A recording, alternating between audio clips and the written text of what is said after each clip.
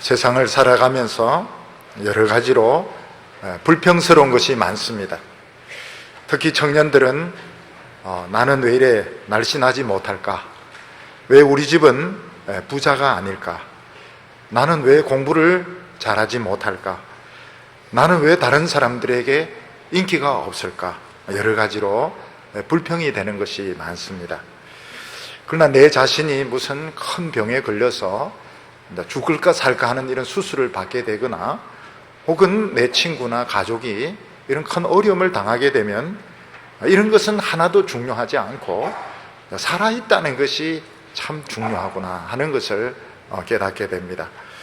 몇 년 전에 제가 자전거를 타다가 넘어져서 무릎뼈를 다치게 되었을 때 6개월 이상 제대로 걷지를 못했습니다. 그때 제일 부러운 사람이 누군가 하면 씩씩하게 걸어다니는 사람이었습니다. 특히 어린아이들이나 여성들 다리가 굉장히 가는데도 탁탁 걷는 거 보면 참 신기하다. 어떻게 저 다리를 가지고 저렇게 걸을 수가 있을까? 나도 저렇게 걸었으면 좋겠는데 이렇게 생각을 했습니다. 오늘 우리에게 있어서 제일 고맙고 감사한 것은 지금 우리가 살아있다는 것입니다.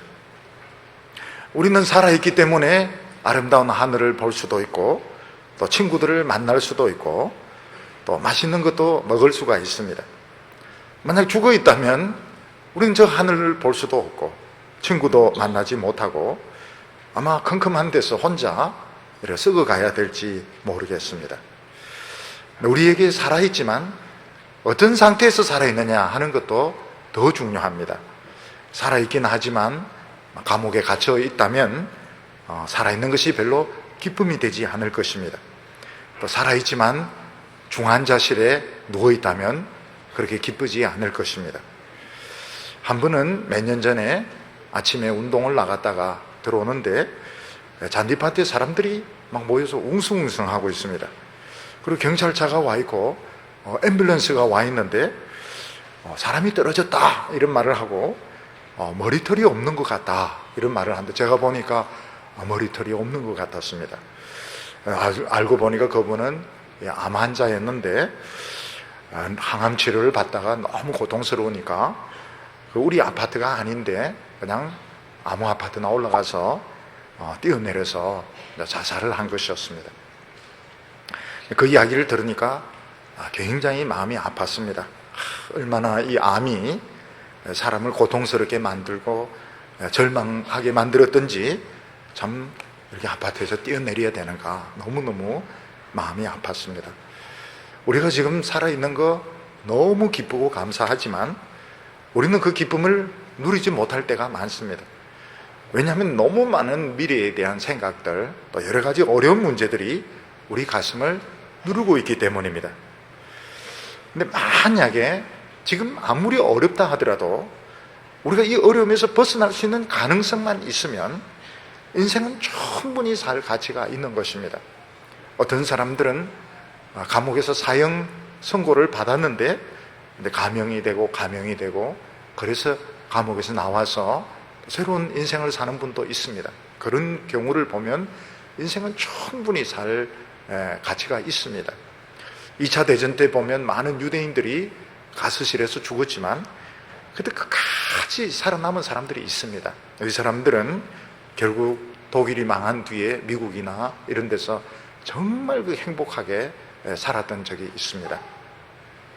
얼마 전에 신문을 보니까 그 신들러 리스트에서 제일 어린 사람이 마지막으로 죽었다 하는 신문 기사를 보게 되었습니다. 사람들이 지금 아무리 어려운 가운데 있다 하더라도 미래에 축복을 받을 가능성이 있다면 인생은 충분히 살 가치가 있는 것입니다. 오늘 성경 말씀 보면 유명한 명언이 나오는데 산 개가 죽은 사자보다 낫다 하는 것입니다. 사자로서 폼은 팍 잡지만 죽어 있는 것보다는 좀 품위는 떨어진다 하더라도 살아있는 것이 훨씬 낫다고 말하고 있습니다. 오늘 우리들은 예수 믿는 사람으로서 지금 살아있고 또 한 걸음 더 나가서 젊다고 하는 것은 이건 돈으로 환산할 수 없는 엄청난 축복인데 과연 이 시간, 우리 이 젊음을 이제 어떻게 보내야 될 것인지 우리가 그것을 모르고 있는 것입니다. 오늘 첫 번째로 보면 인간의 모든 그 선행이 하나님 앞에 다 인정되는 것은 아니라고 말씀하고 있습니다.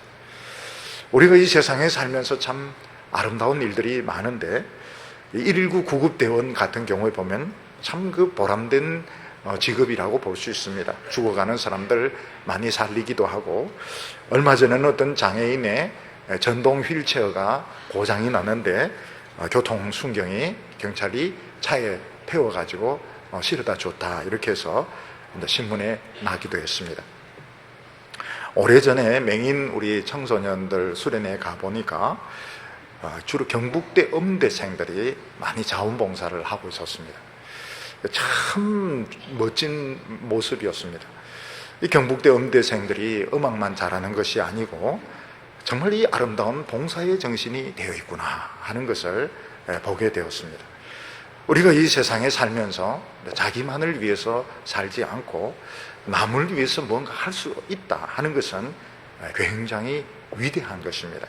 근데 중요한 것은 어떤 동기로 하느냐 하는 것입니다. 오늘 말씀 1절 말씀을 보면 내가 마음을 다하여 이 모든 일을 궁구하여 살펴본즉 의인과 지혜자나 그들이 행하는 일이 다 하나님의 손에 있으니 사랑을 받을런지 미움을 받을런지 사람이 알지 못하는 것은 모두 그 미래이민이라, 이렇게 말하고 있습니다. 어떤 사람은 착한 일을 하고 어떤 사람은 좋은 일 많이 하는데 사실 그것도 하나님이 다 시켜서 하는 것이라고 말하고 있습니다. 그런데 똑같은 착한 일을 하는데 칭찬받는 사람이 있고 또 칭찬 못 받는 사람이 있습니다. 왜 이런 차이가 나타날까 하는 것입니다. 초등학교 1학년 학생이 미술 숙제를 해가지고 갔습니다. 어떤 학생은 그림을 굉장히 잘 그렸는데 선생님이 막 야단치고, 또 어떤 학생은 못 그렸는데도 잘 그렸다고 칭찬을 합니다. 잘 그렸는데 야단받는 이유가 뭘까요? 자기가 안 그리고 이모가 그린 것을 담임선생님이 금방 아는 겁니다. 1학년 치고는 너무 잘 그린 겁니다. 그거는 자기가 그린 게 아니고 이모나 언니가 해준 거기 때문에 야단을 맞는 겁니다. 어떤 애는 참 못 그렸습니다. 그런데도 선생님이 칭찬하는 것은 자기 손으로 그렸기 때문에 야, 얘는 열심히 그렸구나, 가능성이 있구나, 그래서 선생님이 칭찬을 해주는 것입니다. 우리가 이 세상에 보면 신문에 나는 그런 선행도 있고 또 어떤 위대한 일도 있지만 하나님 앞에서 칭찬받는 것도 있고 칭찬받지 못하는 것도 있다고 말하고 있습니다. 칭찬받는 사람은, 그게 정말 자기가 원해서 한 사람은 칭찬을 받습니다. 근데 어쩔 수 없이 남의 인정을 받으려고 한 사람은 칭찬을 받지 못합니다. 민수기에 보면 이 발람이라는 선지자가 나오는데, 이 발람이라는 선지자가 이스라엘 백성들을 막 3번씩이나 축복을 하게 됩니다. 근데 발람은 칭찬을 받지 못합니다. 왜냐하면 발람은 돈의 매수가 되어서 사실 이스라엘 백성들을 저주하려고 왔던 겁니다. 근데 하나님이 워낙 성령의 강권적인 역사가 나타나니까 저주를 못하고 축복을 하게 됩니다.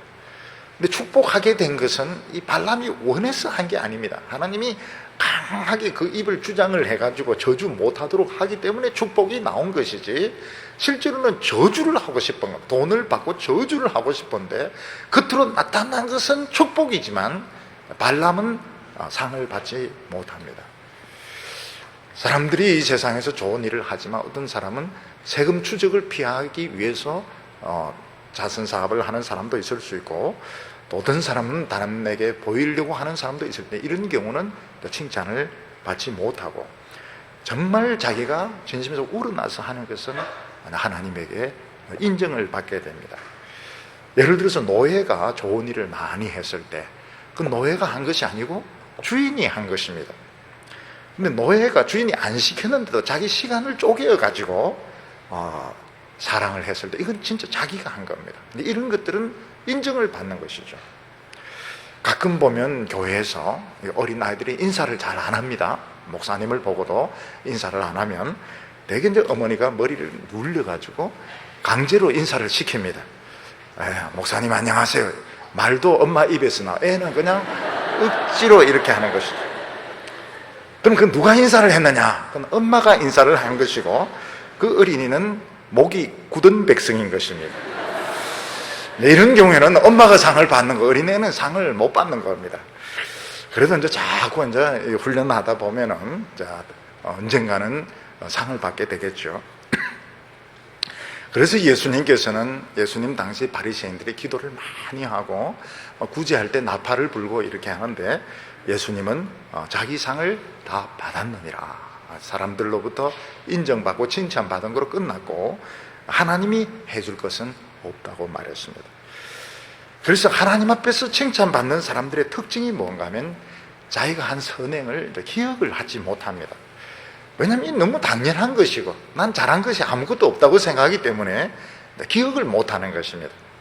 예수님은 세상 마지막 때에 모든 사람들을 두 부류로 나누는데 양과 염소로 나눌 거라고 말했습니다. 그런데 영원한 천국에 들어가는 양의 특징이 무엇인가 하면 참 선행을 했는데 기억을 하나도 못하는 겁니다. 예수님께서 내가 옥에 갇혔을 때 너희들이 와서 돌아봐 주었고, 내가 헐벗었을 때 입을 것을 주었고, 내가 굶었을 때 먹을 것을 주었다. 그때 우리가 언제 그렇게 했습니까? 우리는 그렇게 한 기억이 안 납니다. 왜 그렇게 했는가 하면 소자 중 하나에게 했고, 너무 당연한 것이고 너무 보잘것없다고 생각하기 때문에 이 사람들은 기억을 하지 못하는 겁니다. 근데 영원한 지옥에 들어갈 사람들은 기억을 쫙 하고 있었습니다. 그래서 그 왕이 내가 감옥에 있을 때 와보지도 않았고 헐벗었을 때 옷도 안 주고, 언제 안 주었습니까? 그때 이야기만 했으면 우리 다 했을 텐데, 이 사람들은 자기들이 한 것을 다 기억을 하고 있었고 떠들고 있었고 기억을 하고 있었는데, 그것은 마치 아이들이 미술 숙제를 할 때 언니가 한 걸 자기가 한 것처럼 내는 것과 똑같은 것입니다. 천국의 상급의 모순점은 많은 선행을 한 사람이 기억을 못합니다. 왜냐하면 너무 당연한 것이고 너무 보잘것없는 거기 때문에 그런 걸 이야기를 할 수가 없는 겁니다. 근데 이 세상에서 상 받은 사람들의 특징은 그걸 떠들기 시작합니다. 떠들고 발표하고 사람들의 칭찬을 받기 시작하는데, 그거는 자기 상을 이미 받았느니라. 그래서 정말 가치 있게 무슨 일을 하려고 하면 하나님 말씀을 잘 소화를 해가지고 정말 가슴에서 우러나서 이것을 해야 상이 있다, 이렇게 말하고 있습니다. 2절에 보면 모든 사람에게 임하는 모든 것이 일반이라 의인과 악인이며 선하고 깨끗한 자와 깨끗하지 않는 자며 제사 드리는 자와 제사 드리지 아니하는 자의 결국이 일반이니 선인과 죄인이며 맹세하는 자와 맹세하기를 무수하는 자가 일반이라, 이렇게 말하고 있습니다. 세상에서는 의인과 악인을 구별하고 있고 깨끗한 자와 더러운 자를 구별하고 있지만 이 구별이 하나님 앞에서는 통하지 않는다고 말씀하고 있습니다. 비행기를 이렇게 타면 퍼스트 클래스가 있고 이코노미 클래스가 있는데 그 차이가 굉장히 큽니다. 이코노미 클래스 있는 사람이 퍼스트 클래스 이렇게 가면 가라고 합니다. 가라고 그러고 또 무슨 주스 주는 거 이렇게 보면 커튼을 딱 치면서 못 보게 합니다. 근데 비행기가 떨어질 때 보면 같이 떨어집니다. 퍼스트 클래스하고 이코노미 클래스하고 같이 떨어지게 됩니다. 이 세상에서 이제 상도 노벨상 같은 상 받으면 사람들이 굉장히 많이 대단하게 이렇게 생각을 하는데, 사실은 노벨 수상자들이 하는 말이 그겁니다. 안 받는 게 좋다는 겁니다. 왜냐하면 노벨상을 받아 놓으면 모든 걸 다 아는 것처럼 사람들이 그렇게 인정을 한다는, 사실은 모르는 게 너무 많은데 사람들은 노벨상 수상자다, 그래서 모든 걸 다 알아야 되고 하도 불러내기 때문에 연구가 안 된다는 겁니다. 그러니까 이게 하나님 앞에서 통하냐? 통하지가 않습니다. 병원에서 수술 받을 때 환자가 박사라고 해서 안 째는 것도 아니고, 무식한 환자라 해서 더 많이 째는 것도 아니고, 미인이라고 해서 예쁘게 배를 째는 것도 아니고, 이건 똑같은 겁니다. 병원에 들어가면 환자는 다 똑같은 것입니다. 마찬가지로 우리 인간이 나누어놓은 많은 그 기준들, 무슨 좋은 대학교를 나왔다, 무슨 박사학위가 있다, 이런 것들이 이 세상에서 사람들이 구분해 놓은 것이지 이게 하나님 앞에는 통하지가 않는 겁니다. 많은 성도들이 스스로 비참하다 생각하는 것은 이 세상의 기준을 끌고 와서 자기에게 막 적용을 하는 겁니다. 나는 왜 좋은 대학을 나오지 못했을까? 나는 왜 다리가 길지 못할까? 나는 왜 운동을 잘하지 못할까? 나는 결혼 정년기를 넘겼는데, 지금 결혼 정년기가 없습니다. 지금은 그냥 하면 결혼 정년기입니다. 40이든지 50이든지 지금 그런 게 없고 표준 스타일 이런 것도 없습니다. 지금 그냥 자기가 하면 되는 거예요. 근데 세상적인 기준을 끌고 와서 막 자기 자신을 이제 잣대를 가지고 보니까 불만이 많이 생기게 되는 것입니다. 인간의 문제는 두 가지로 요약할 수 있습니다. 하나는 뭔가 하면 겉으로는 참 얌전하고 참 훌륭한데 속에서 죄가 막 솟구쳐 있는 것입니다. 인간의 본성 안에 죄가 들어있는 겁니다. 그리고 또 하나는 뭔가 하면 미친 광기가 있는 겁니다. 겉으로는 다 얌전한데 술 마시면 짐승이 되는 사람이 있고, 또 어떤 사람은 막 화가 나면은 막 발악을 하는 사람이 있고, 결국 오늘 성경 말씀이 인간의 문제는 외모나 학벌 가지고 따질 수 있는 것이 아니고 이 두 가지, 마음속에 있는 죄의 본성, 그리고 자극을 받으면 미쳐 날뛰는 이 광기, 결국 이 두 가지 때문에 인간들은 멸망할 수밖에 없다, 이렇게 말하고 있습니다. 오늘 두 번째는 그렇지만은 살아있는 것은 굉장히 유익하다고 말하고 있습니다. 4절에 보면 모든 산자 중에 참여한 자가 소망이 있으면 산 개가 죽은 사자보다 나음이라. 사자가 얼마나 품위가 있습니까? 사자는 굉장히 품위가 있지만 죽은 사자는 결국 구더기가 생기게 되고 썩어서 없어질 수밖에 없습니다.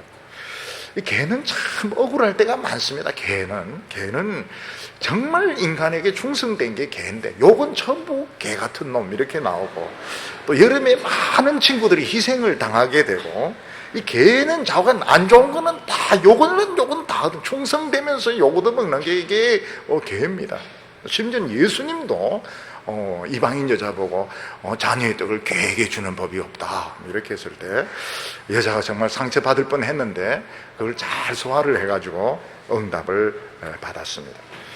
근데 여기서 말하는 게 뭔가 품위를 가지고 굉장히 대단한 것 같은데, 인생의 의미를 모르는 사람은 죽은 사자와 같은 학벌이 좋고, 그리고 인물도 잘생기고 돈도 많고 커리어도 대단한데 인생의 의미를 모르는 사람은 죽은 사자와 같고, 그리고 이런 것이 없다 하더라도 인생의 길을 발견한 사람은 살아있는 개와 왈왈왈 그러면서 돌아다니면 굉장히 생기가 넘치는 것입니다. 영화 쇼생크의 탈출 보면은 은행가가 자기 이제 부인을 살해했다 하는 혐의를 뒤집어서 사실은 다른 사람이 죽였는데 종신형을 두 번 종신형을 받습니다. 한 번 종신형 받고 죽어서 또 종신형을 받습니다. 그런데 이제 거기 보면 이제 죄수들이 오래 있은 사람은 안 나가려고 그럽니다. 왜냐하면 처음에는 감옥에 갇히는 것이 굉장히 불안하고 고통스럽지만 시간이 지나면 제도화가 되면서 익숙해져 가지고 감옥에서 안 나가려고 막 사고를 치는 겁니다. 그래도 나가게 되면 자살을 하게 됩니다. 근데 이 주인공은 10년 동안 벽에 이제 구멍을 뚫어가지고 결국은 그 교도소 대소변 나가는 그 구멍을 통해가지고 탈출에 성공을 하게 됩니다. 그래서 자유를 얻게 되는 것이죠. 만약 사람이 억압 가운데 있다 하지만 새로운 삶을 살 수 있는 기회를 주어지는 것만 확실하면 고통을 감수할 가치가 있는 겁니다. 복음서에 보면 예수님이 한 이방인 지역에 갔을 때 군대의 귀신이 든 사람이 있었습니다. 그 귀신이 군대의 규모로 들어와 가지고 미쳤는데 막 힘도 세고 옷도 안 입고 막 돌로 가슴을 치고 소리 막 짐승 같은 이런 삶을 사는 그 미친 사람이 있었습니다.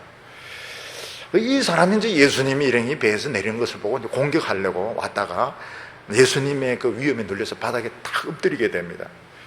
예수님께서 귀신에게 나가라 이렇게 하니까 우리를 무저갱에 넣지 말고 옆에 있는 돼지떼에 들어가게 해달라고. 그래서 예수님이 들어가라 이랬더니 귀신들이 돼지떼에 돼지들이 이제 미치니까 빗달을 막 달려서 2,000마리가 전부 호수에 빠져서 죽게 됩니다. 이걸 보니까 사람이 얼마나 질긴지 알 수 있습니다. 이 돼지들은 귀신 들어오자마자 미쳐서 물에 빠져 죽는데, 이 사람은 군대에 귀신이 들어왔지만 막 가슴을 치면서도 소리를 지르면서도 막 옷을 다 벗어 던지고 막 이래 살면서도 예수님 만나니까 새 인생을 살게 되는 겁니다. 사람이 얼마나 대단한가 하면 줄담배 피우는 사람이 있지 않습니까? 그 담배 연기를 딱 모아가지고 쥐인데 넣었더니 적사하더라는 겁니다. 사람들은 막 그 줄담배 그렇게 피우면서도 살아있는데, 짐승들, 개들 그 줄담배 피우면 죽습니다. 또 사람이 막 술을 그렇게 마시고도 또 아침에 일어나면 또 해장국 찾고 이러는데, 돼지들 술 그래 소주 그렇게 마시고 폭탄주 마시면 돼지들 다 죽습니다. 인간들이 그렇게 광기에 미쳐서 날뛰고 인생의 의미를 못 찾아서 막 발부둥 치다가도 예수님 만나고 은혜를 딱 받으면 새 사람이 되는 겁니다. 막달라 마리아는 7 귀신이 들렸던 여자인데, 귀신 하나만 들어도 얼마나 발작하고 두통이 일어나고 그런데 예수님을 만나서 이 사람은 완전히 새 사람으로 변하게 되었습니다. 그래서 이 세상에서 최고로 복된 것이 뭔가 하면 복음을 들을 수 있는 기회를 가지는 것입니다. 요즘 젊은 사람들이나 나이 든 사람은 정말 광기에서 미치고 있습니다. 저녁에 밤거리에 막 술집 같은 데 가보면은 막 미치려고 하고 있습니다. 사실 미친 거나 마찬가지예요. 왜 그런가 하면 인생의 의미를 못 찾아서 그런 것입니다. 그렇게 하다가도 하나님을 만날 수 있는 기회만 생기면 인생을 건지고도 남습니다. 여기 보면 죽은 사자가 나오는데, 죽은 사자는 좋은 학벌을 가지고 있고 인물도 좋고, 그런데도 인생의 의미를 모르고 자기 자신의 가치를 모르는 사람은 죽은 사자와 같이 썩은 인생을 살게 되는 겁니다. 저는 이제 그런 분들을 많이 만나봤습니다. 최고로 좋은 학교 나오고 인물도 참 좋은데 인생의 의미를 모르니까 결국은 막 술 마시고 막 방황하고 정신적으로 방황하고 너무너무 고통스럽게 사는 것입니다. 하나님의 말씀을 듣고 은혜 받은 사람은 학벌이 그렇게 뛰어나지 않습니다. 인물이 잘생기지 않을 수도 있습니다. 나중에는 다 잘생기게 됩니다. 인물이 다 좋아지게 되지만 처음에는 참 초라합니다. 그렇지만 살아있습니다. 학벌도 대단하지도 않고 인물도 대단하지 않지만 중요한 것은 살아있다는 겁니다. 살아있고 인생의 가치를 안다, 이것이 대단하다고 말하고 있습니다. 오늘 세 번째로는 우리가 만약 살아있다면 그러면 우리는 어떻게 살아야 되느냐 하는 것입니다. 사람들이 예수님을 믿기 전에는 무엇을 하든지 어떤 상태에 있든지 만족을 하지 못합니다. 그 이유는 내 자신을 못 찾아서 그런 것입니다. 우리가 예수 믿는 것이 그렇게 중요한 이유는 왜 예수를 믿어야 되느냐? 예수를 믿어야 나를 찾을 수 있기 때문에 그런 것입니다. 여기 7절에 보면 너는 가서 기쁨으로 내 식물을 먹고 즐거운 마음으로 내 포도주를 마실지어다. 이는 하나님이 너의 하는 일을 기쁘게 받으셨음이니라. 우리가 산이나 들판에서 막 여기저기 분주하게 뛰어다니는 사람은 길을 못 찾은 사람입니다. 그러니까 세상에서 보면 여기 쑤시고 저기 쑤시고 이렇게 하는 사람은 길을 못 찾은 사람입니다. 길을 아는 사람은 모든 데를 돌아다닐 필요가 없습니다. 그냥 자기 아는 길을 쭉 걸어가면 목적한 데가 나오거든. 오늘 젊은 사람들이 미래에 대하여 결정을 하는 방법이 뭔가 하면 가능성을 쫙 나열해 놓습니다. 모든 가능성, 자기에게 가능한 모든 길을 다 적어 놓고 그 중에서 제일 자기가 가고 싶은 길을 이제 택하는 겁니다. 막 밀어붙이는 거예요. 그게 길을 찾지 못한 것입니다. 하나님께서는 우리에게 어떤 길을 가르쳐 주시기 전에 제일 먼저 내 자신의 가치를 찾게 해주십니다. 사람들은 뭔가 이제 해야 살 의미를 찾게 되는데, 예수 믿는 사람은 아무것도 안 해도 자기 자신이 가치가 있다는 걸 알게 됩니다. 예를 들어서 어느 집에 아기가 없는데 이제 아기가 생기게 되었습니다. 그러면 그 아기 자체가 엄청난 기쁨을 줍니다. 근데 아기가 늘 힘들어해요. 왜냐하면 돈을 못 벌어오기 때문에. 엄마 아빠 내가 이래 누워있어가 안 되는데, 공짜로 이렇게 젖을 먹어서는 안 되는데 제가 삿바 차고 나가가지고 돈을 좀 벌어올게요. 이러면 얘가 미쳤나고 말. 너는 그냥 가만히 있으면 된다고. 존재 자체가, 이 애는 지금 존재 자체가 너무너무 기쁨을 주는데 애는 이제 그렇게 생각을 안 하는 겁니다. 저는 이제 초등학교 때 우리 집이 어려우니까 집에 살림이 보탬이 돼야 되겠다. 그래서 이제 옥수수 삶아가지고 걱정 앞서 이제 팔다가, 주로 이제 사가는 애들이 누군가 뭐 어른들은 안 사가고 과외를 하러 가는 우리 반 애들이 이제 극장 지나가다 매를 보고 이제 옥수수 하나씩 사가지고 갑니다. 근데 누구인데 들켰는가 하면 형인데 들켰는 거예요.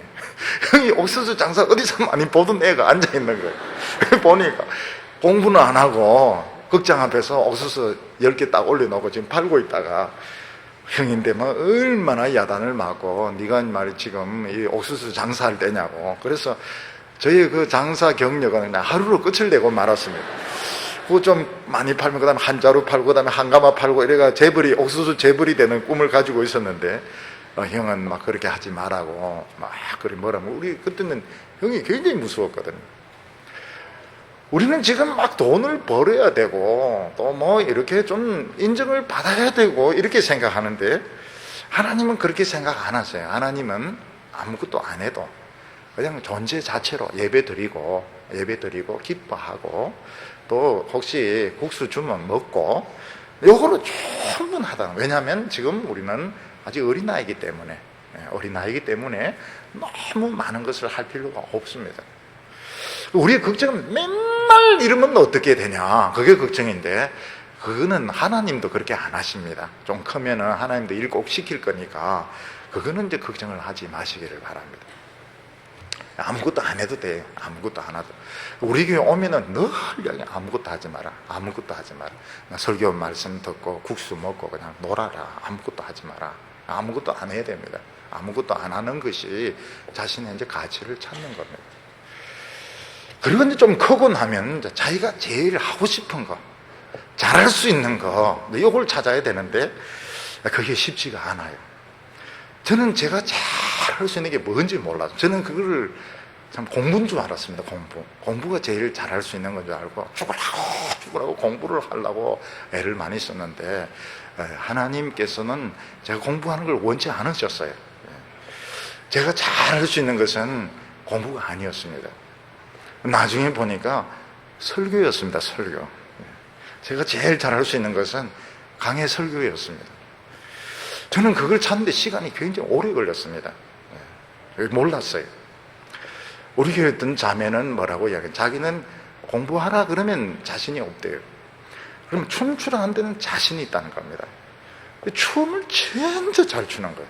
춤을 정말 잘 추고 춤으로 사람을 기쁘게. 그래서 내가, 야, 저 자매는 어떻게 저렇게 빨리 자기가 잘하는 걸 저렇게 빨리 찾을 수 있었을까?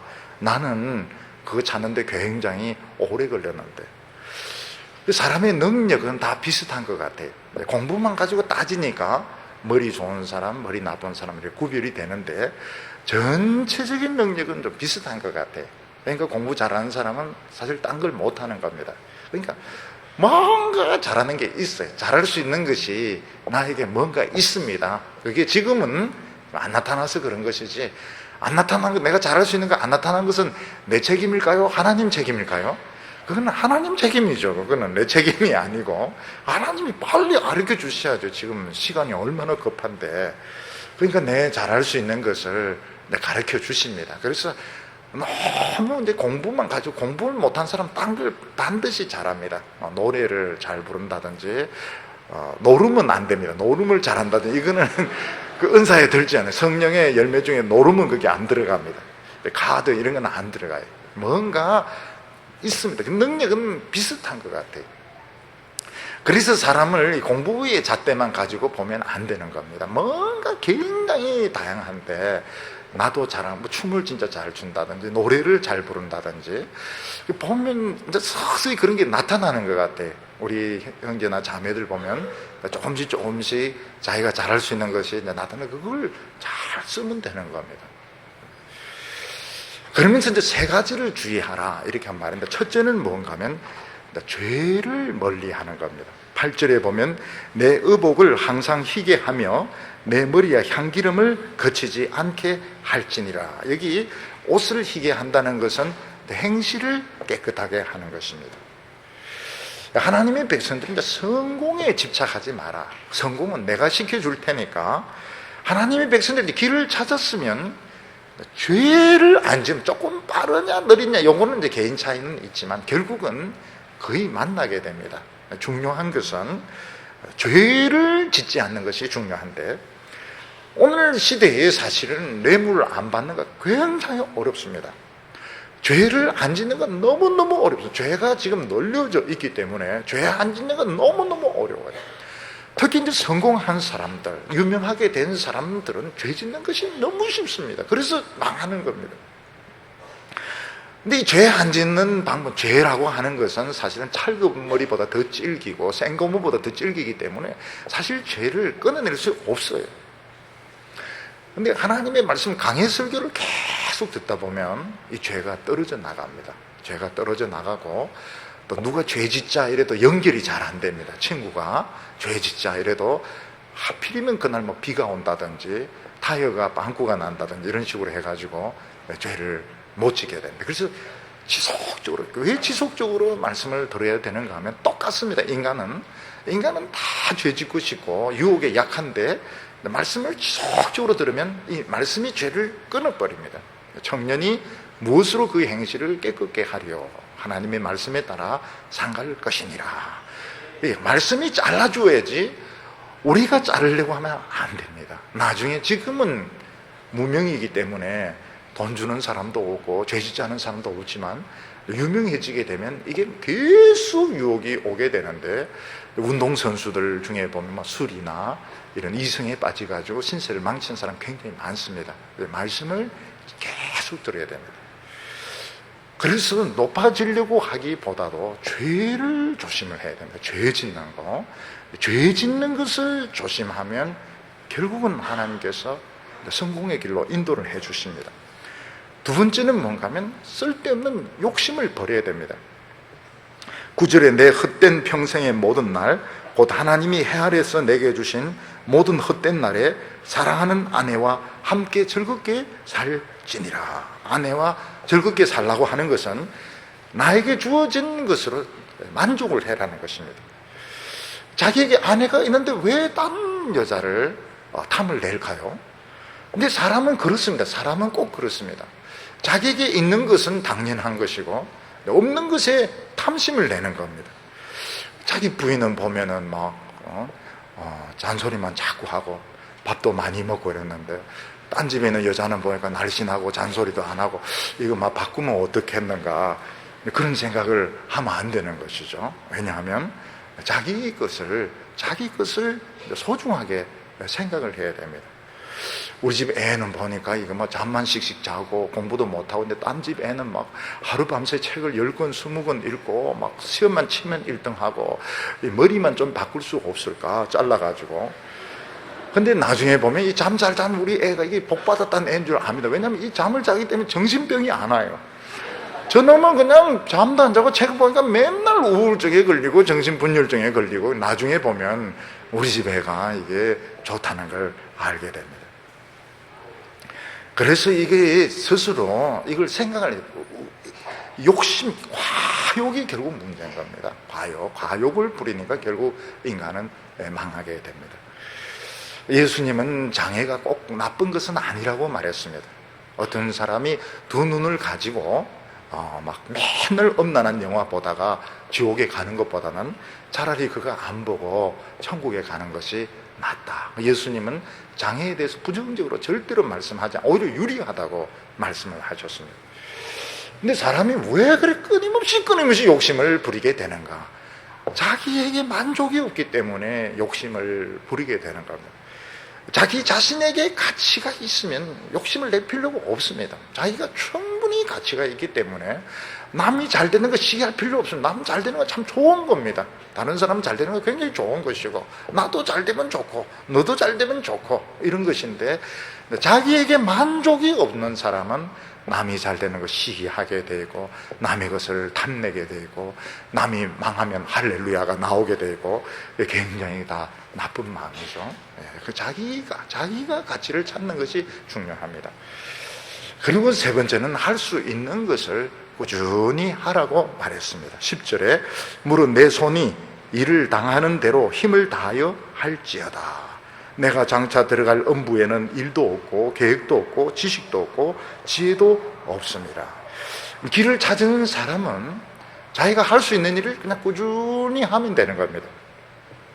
높은 산에 올라가는 비결은 길을 찾아가지고 꾸준히 올라가면 어느새 한 중턱 정도 올라가게 되고, 그리고 열심히 하면 마지막 힘을 모으면 꼭대기까지 올라가게 됩니다. 지금 내가 하고 있는 일이 내 길인지 아닌지 어떻게 합니까? 지금 내가 하고 있는 이 전공이 내 마음에 들지도 않고 이건 내 길도 아닌 것 같고, 이럴 때는 우리의 인생은 이 모자이크이기 때문에 밑그림은 하나님만 알고 있습니다. 내가 지금 주어진 일에 최선을 다하는데 왜 이 까만색을 자꾸 칠해야 되는지 이해가 안 되는데, 나중에 전체 그림을 그리고 보니까 모나리자 콧구멍이었다는 걸 알게 되면서 그런 검은색도 참 필요했구나 하는 것을 느끼게 되는 것입니다.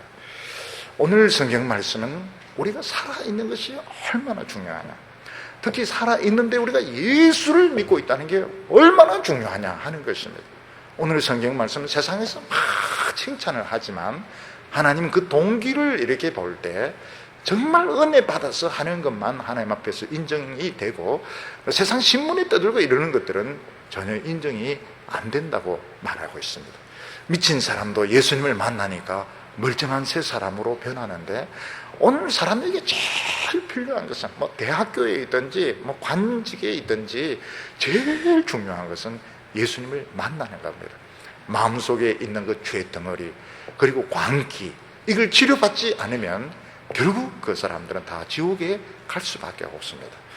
사랑하는 형제 자매 여러분, 예수님은 우리에게 지금 있는 모습 이대로 충분히 좋다고 이야기합니다. 우리는 그냥 아무것도 안 해도 행복을 누릴 수 있어야 됩니다. 그리고 하나님께서는 여러분들이 잘할 수 있는 것을 가르쳐 주실 것입니다. 그때 열심히 해서 후회 없는 멋진 인생을 사는 여러분들 다 되시기를 축원합니다. 기도드리겠습니다. 거룩하신 하나님 아버지, 우리가 이렇게 젊었을 때에 인생을 다 허비하기 전에 하나님 앞에 불러주심을 감사합니다. 주여, 저희들이 하나님 앞에서 치료되기를 원합니다. 내 속에 있는 죄의 암덩어리들, 이 광기가 치료되기를 원합니다. 주여, 내 눈을 밝혀주셔서 하나님의 말씀으로 내 온 영혼이 환해지게 하여 주시옵소서. 길을 가르쳐 주시기를 원합니다. 내 걸음을 인도하여 주셔서 넘어지지 않게 하시고 골짜기에 빠지지 않게 하여 주시고 후회 없는 아름다운 삶을 살 수 있도록 축복하여 주시옵소서.